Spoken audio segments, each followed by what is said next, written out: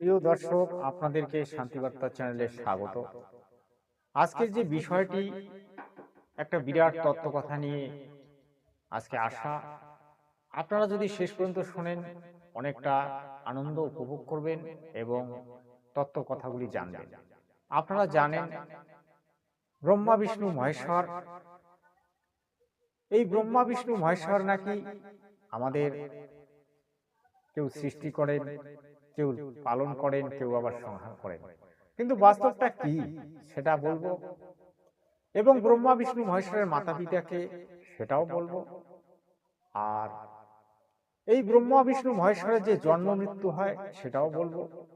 এবং সব থেকে যেটা মেন তত্ত্ব সেটা হচ্ছে পুরুষ এবং মহিলার স্তন বৃন্ত কালো কেন। এটা নিয়ে আজকে বিরাট তত্ত্ব কথা আপনারা শেষ পর্যন্ত শুনবেন। তা প্রথম দিকে আমি এটা বলবো যে আপনারা আমার অনেক ভিডিও দেখেছেন, সেই ভিডিওগুলিতে আমি উল্লেখ করেছি ব্রহ্মা বিষ্ণু মহেশ্বরের মাতা পিতা আছে এবং ব্রহ্মা বিষ্ণু মহেশ্বরের জন্ম মৃত্যু হয়। আমি কিন্তু অনেক ভিডিওতে উল্লেখ করেছি। তাহলে ব্রহ্মা বিষ্ণু মহেশ্বরের মাতা পিতাকে ব্রহ্ম এবং মাতা দুর্গা। এই ব্রহ্মের আরো কতগুলি নাম আছে, যেমন কালপুরুষ, মহাকাল, জ্যোতি নিরঞ্জন, ধর্মরায়, হ্যাঁ, বিভিন্ন ধরনের নামে তাকে জানা যায়। এই মাতা দুর্গার বহু ধরনের নাম আছে, সারাবলী, অষ্টাঙ্গী, মাতা দুর্গা, আদ্যাশক্তি, মহামায়া, বিভিন্ন নামে তাকে জানা যায়। যাই হোক, ব্রহ্মা বিষ্ণু মহেশ্বরের মাতা পিতা সম্পর্কে আপনারা জানলেন। এবং এই যে ব্রহ্মা মারা যাওয়ার পরে বিষ্ণু মারা যায়, বিষ্ণু মারা যাওয়ার পরে কিন্তু শিব মারা যায়। এটা কোথায় পাবেন এই কথাগুলি? আপনারা শ্রীমদ দেবী ভাগবত পুরাণ খুলে দেখবেন, সেখানে কিন্তু এই তত্ত্বগুলি আপনারা পাবেন। তাছাড়া আমার জগৎগুরু তত্ত্বদর্শী সন্ত রামপাল মহারাজজিও বলেছেন যে ব্রহ্মা বিষ্ণু মহেশ্বরের মাতা পিতা আছে এবং ব্রহ্মা বিষ্ণু মহেশ্বরের জন্ম মৃত্যু হয়। আসলে তারা কিন্তু আদি সৃষ্টিকর্তা নয়। আদি সৃষ্টিকর্তা যদি একুশ ব্রহ্মাণ্ড হিসেবে আপনি দেখতে চান, তাহলে তাদের পিতা মাতা দুর্গা মাতা এবং ব্রহ্ম, যাকে আমরা কালপুরুষ নামেও জানি। প্রিয় দর্শক, আজকের যে বিষয়টি সেটা হচ্ছে,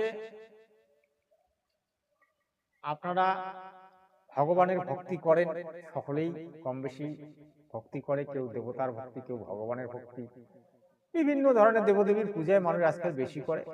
কিন্তু বাস্তবে শ্রীমদ দেবী ভাগবত যেটা বলছে, মাতা দুর্গা পর্যন্ত কিন্তু তার পূজা করতে বারণ করেছিল এবং তিনি বলেছিলেন তোমরা সেই ব্রহ্মের পূজা করো। আবার ব্রহ্ম গীতায় কি বললেন যে অর্জুন, আমার থেকে উপরে আরো ভগবান আছে, তুমি যদি তাদের শরণে যাও এবং একান্ত মনে যদি তাদের ভক্তি করো, তাহলে তুমি কিন্তু এই আমার লোক থেকে মুক্তি পেয়ে তুমি সত্য সনাতন ধামে আবার ফিরে যেতে পারবে, যাকে বলা হয় মোক্ষ অথবা মুক্তি। তাহলে দর্শক দেখুন, আসল ভগবানটা কে? আসল ভগবান হচ্ছে সেই পূর্ণ ব্রহ্ম, যাকে আমরা পরমাত্মা বলি, সকলের মালিক একজন বলি, হ্যাঁ, বিভিন্ন নামে আমরা তাকে জানি।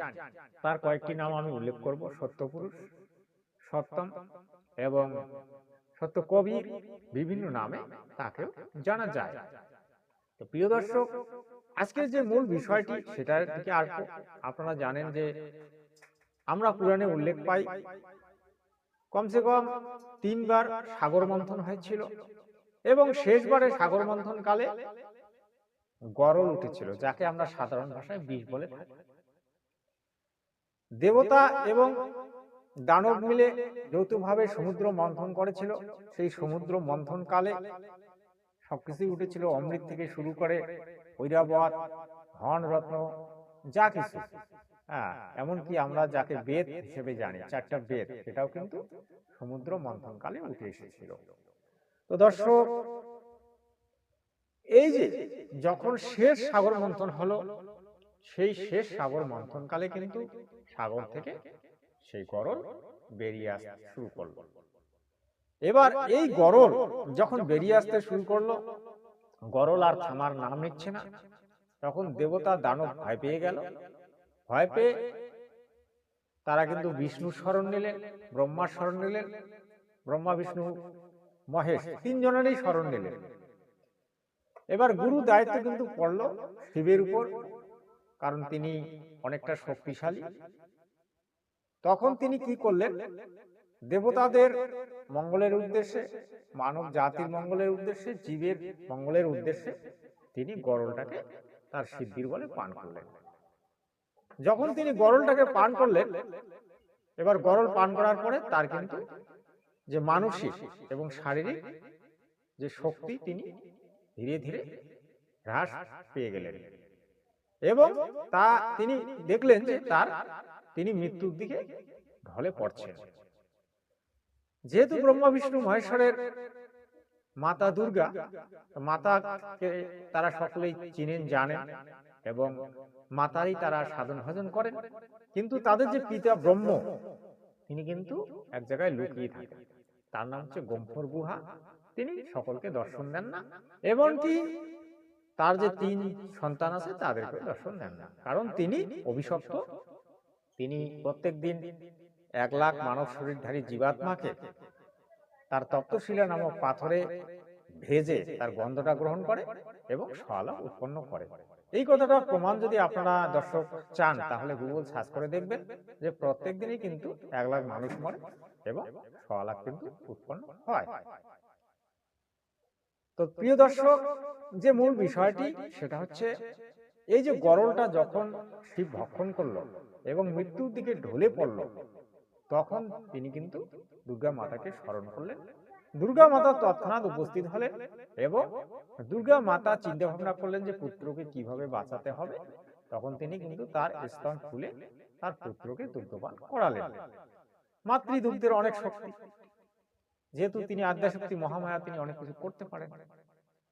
তখন দুধ পান করার পরে শিবের কিন্তু সেই গরল কণ্ঠে এসে জমা হলো এবং শিব কিন্তু প্রাণ ফিরে পেলেন।